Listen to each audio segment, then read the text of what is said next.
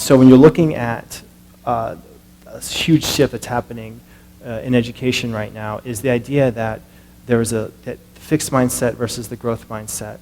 And this is work that's been pioneered by Carol Dweck from Stanford University. She's one of my favorite researchers out there. And Carol, Professor Carol Dweck, she does a lot of work around how a fixed mindset affects academic performance versus a growth mindset.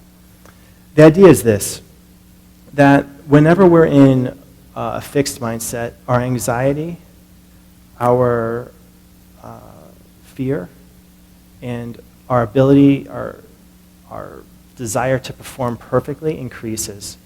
And all a fixed mindset is that we have a set amount of talent.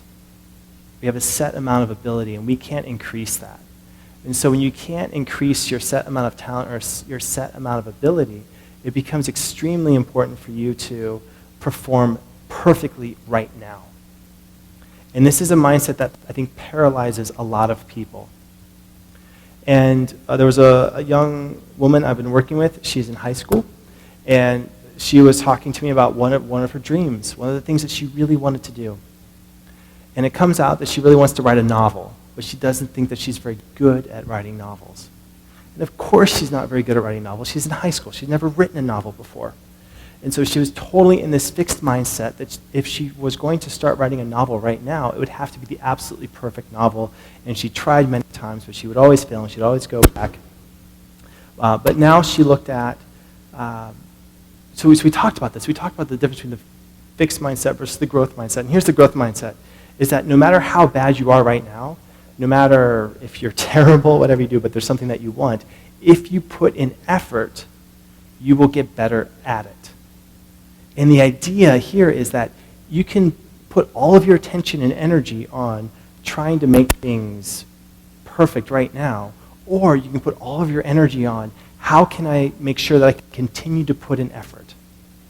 And when you put your energy into how can I make sure that I continue to put in effort, that's where the magic happens. That's where things start to open up for you, and you start realizing that you can accomplish goals that you didn't think was possible before.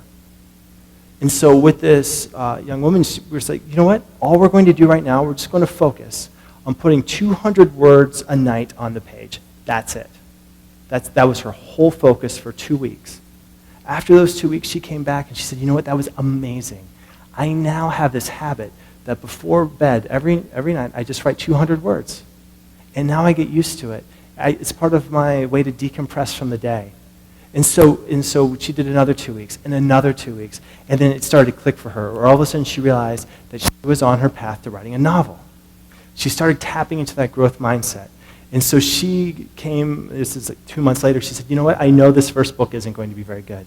I said, yes, of course, it's going to be absolutely terrible. It's going to be your first book, of course it's going to be terrible. But it's your growth mindset.